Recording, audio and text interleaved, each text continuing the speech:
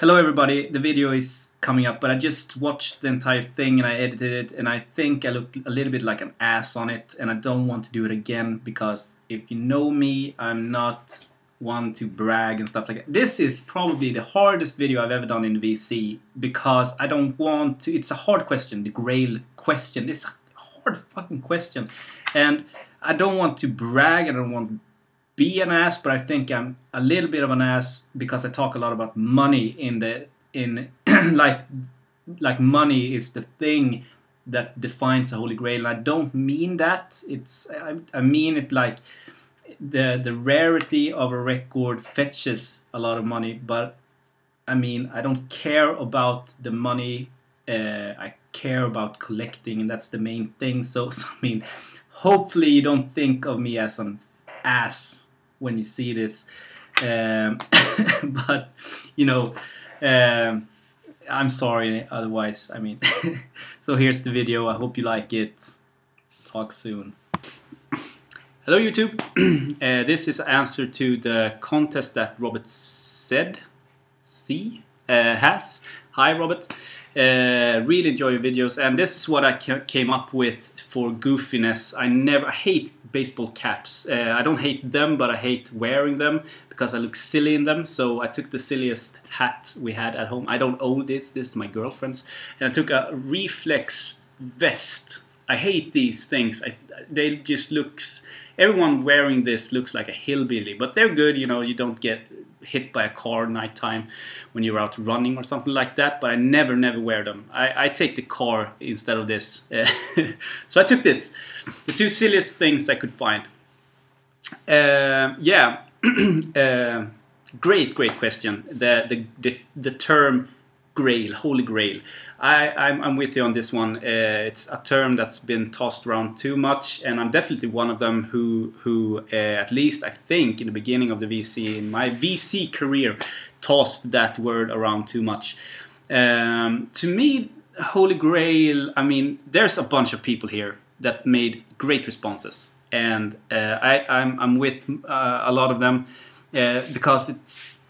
You can have a piece of vinyl in your collection that's not a Grail to you, but it's a Grail to another person. You could have bought a record 3-4 years ago that now became a Grail, and you can find Grails when out digging for cheap ass money, or you could buy Grails for what they are valued at this time. So I mean, it's a complicated thing, Grails. Okay, so the term Grail to me is I guess related to being rare. I don't think that a $15, $20 or $25 record that you can find almost any day in the week on eBay is a Holy Grail, because anyone with money can buy it. And unfortunately, I mean, this is a kind of collector's thing where the one with most money wins. Because you can find Grails out in thrift stores and stuff like that, but you know, it takes time and you have to dig, and it takes a lot of time, a lot of time and patience. And I've done some of those, I think, you know, I'm gonna show them, but that where I found really good stuff for a small amount of money. But I think that it's a lot to do with rarity. A record that you can buy for, you know, not insane prices on eBay or Discogs is not a Grail. So yeah, okay, I'll talk while I show them, but let's begin in the beginning of when I started to collect again for real. This is a Holy Grail for me back then. Okay, so this was one that I really wanted for a while and I never could find. And that, when I started collecting again, I never thought I would buy a record for over 15 bucks used. So I mean, when I found this for a pretty good price in good condition, I bought it right away. And I really thought that, or back then I didn't have a lot of money. I really thought to myself, like, this is a Grail to me. I mean, it took a lot of time finding it. I spent the little cash I had on it, and stuff like that. And back then I didn't have a lot of records. But this is absolutely not a Grail at all. I mean, you can find, everyone has this. You can find this anywhere nowadays. I mean, you can go out on Discogs and buy this for cheap today and have it just a couple of days afterwards.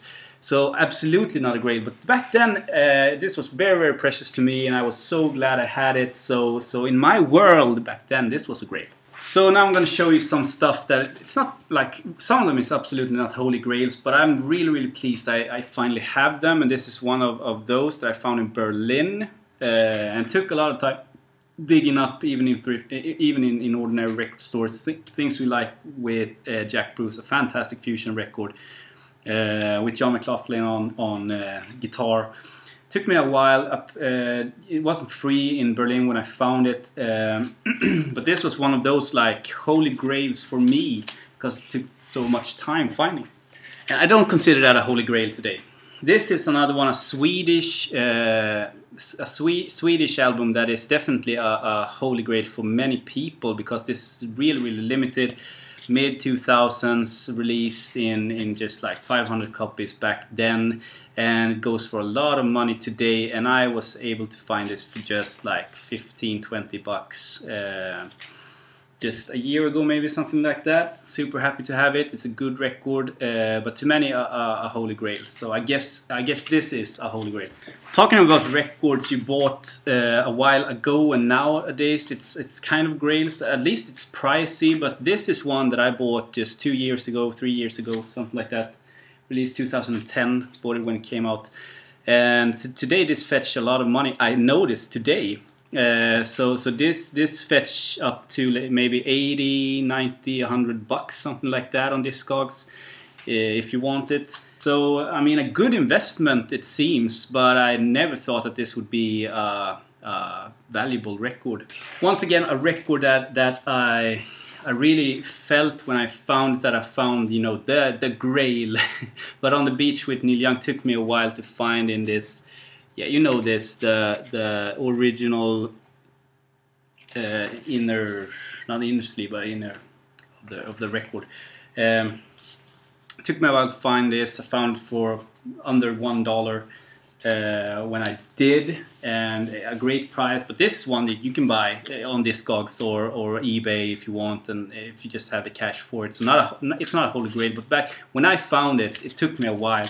I was super happy with you know, taking my time to find a cheap copy in like mint condition for a nice price. I mean, yeah. I mean, maybe we're talking about different things here, or it seems like I'm talking about different things, but yeah, it's hard. I mean, I really considered that a grail when I found it. Another one I showed is this one that's kind of funny because this became a grail to me. I didn't buy it when it came out, just waited too long, and then it fetched in, you know, big bucks if you wanted a copy. And yeah, I traded this with the River.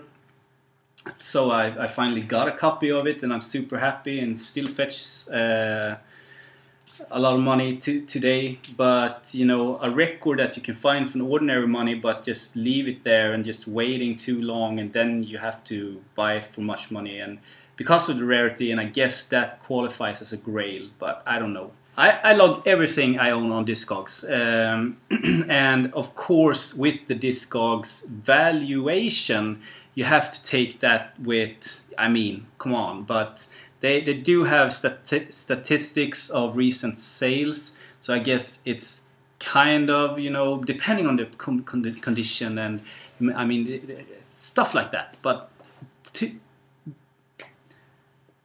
Discogs means that this is the most valuable record I have in my collection based on recent sales, and it's the box set of bootleg series 1, 2, 3, 5 LP set released in the 90s. This is in, yeah, I would say really good condition. Let's keep it with that, with the original booklet. And you have to pay a lot of money for this today. I got it for a great price, 25 bucks, I think, a couple of years ago. I was so glad when I found it and had no idea about the price, then I thought that I paid what you have to pay for it, 25 bucks. But yeah, this fetches up to, I mean, maybe between $100 and $200, something like that. Yeah, correct me if I'm wrong. I mean, I talk shit almost every time. Okay, so this is maybe the only true Holy Grail that I have, maybe with another one that I'm gonna show, but in the Court of the Crimson King on Pink Island, a dead solid first press on Island Records.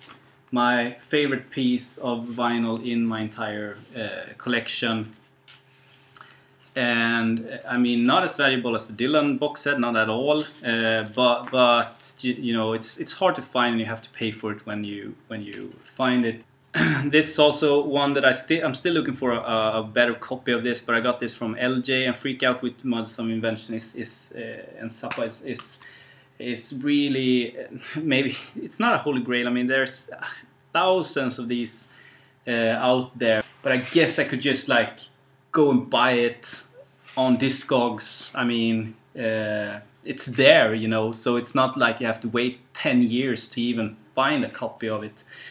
And the same goes with this. I was so happy when I got this, and it's the same thing with that. I mean, I can buy copies of on eBay today. I mean, it's out there, it's there, available. Just put down the money it costs and you have it. So, I mean, Grail, no. But it's fun showing records. I mean, that's why we're here. So I mean, I could show just the two, but you know, I'm showing records. This is also the first press of Watershed by Opeth is also sought after today. I mean, Ghost Reveries and this.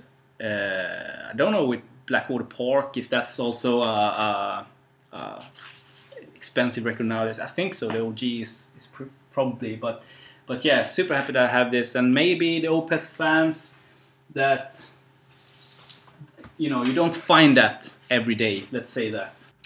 Another one, Naked City with John Zorn, was this definitely not something you pick up every day, but I scored this on Swedish eBay for a great price. I think it was Swedish eBay, yeah.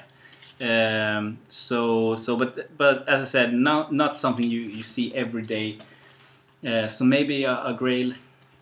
And this took me a while to locate. Moonwrapping with Jack McDuff, fantastic record on Blue Note. And this is not the original first Blue Note, but I was so happy when I got it. So maybe a Grail of sorts. I don't know. I talked about the King's Crimson record being a true Grail. I think that this is a true Grail for a lot of people too.